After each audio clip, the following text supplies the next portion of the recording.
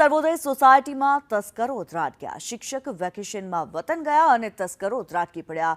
ચોરી કરવા આવેલા 3 ચોરો દ્વારા પ્રયાસ નિષ્ફળ થયો છે। 3 શખ્સો ચોરી કરવાના ઈરાદે મકાનમાં ઘૂસ્યા તો ખરા, પરંતુ તેમનો પ્રયાસ નિષ્ફળ ગયો।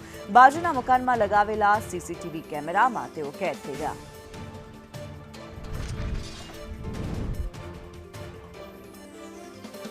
ત્યારે ચોરી કરવાના ઈરાદે તસ્કરો ત્રાટક્યા હતા। 3 શખ્સો ચોરી કરવાના ઈરાદે આવ્યા હતા। બાજુના મકાનમાં લગાવેલા સીસીટીવી કેમેરામાં દ્રશ્યો કેદ થઈ ગયા છે। થરાદની સર્વોદય સોસાયટીમાં તસ્કરો ત્રાટક્યા હોવાનું સામે આવ્યું છે। ખાલી મકાન જોઈ તસ્કરો દ્વારા હાથફેરો કરવાની કોશિશ કરવામાં આવી, પરંતુ આ પ્રયાસ નિષ્ફળ રહ્યો। 3 શખ્સો ચોરી કરવાના ઈરાદે મકાનમાં ઘૂસ્યા હતા, પરંતુ તેઓ ચોરી નથી કરી શક્યા। થરાદની સર્વોદય સોસાયટીમાં તસ્કરોની જે આ ઘટના છે તે સામે આવી રહી છે। ચોરી કરવાના ઈરાદે આવેલા લોકો બાજુના મકાન પર રાખેલા સીસીટીવી કેમેરાની અંદર જોવા મળ્યા છે। 3 જેટલા લોકો ચોરી કરવાના ઈરાદે આવ્યા હતા। મકાનની અંદર ઘૂસ્યા પણ ખરા, પરંતુ તેમનો આ પ્રયાસ નિષ્ફળ રહ્યો છે। તેઓ ચોરી કરી શક્યા નહોતા।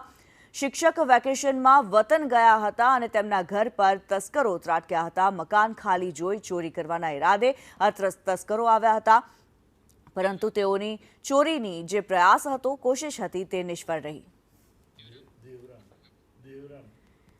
વધુ વિગતો જણાવી રહ્યા છે દેવરામ, આપની પાસેથી જાણવા માંગીશું, થરાદમાં તસ્કરોની ટોળકી સક્રિય બની છે, શું માહિતી? આપને જણાવી દઉં કે ગત રાત્રે 5 વાગ્યાના સમયે સર્વોદય સોસાયટી અંદર 3 બાઇક દ્વારા ઘૂસ્યા હતા। તેની બાજુમાંથી જે પાડોશી તે જાગી જતા 5 વાગ્યે તે ચોરી કરવાના ઈરાદે તાળો તોડીને ચોરો પ્લાન થઈ ગયા હતા અને બાજુના જે સીસીટીવી કેમેરા લગાવેલા હતા તેની અંદર તમામ હરકતો આવી જતા થરાદ પોલીસે જે મકાન માલિક છે તેમણે રજૂઆત કરી છે અને પોલીસે તપાસ હાથ ધરવાની શરૂઆત કરી છે।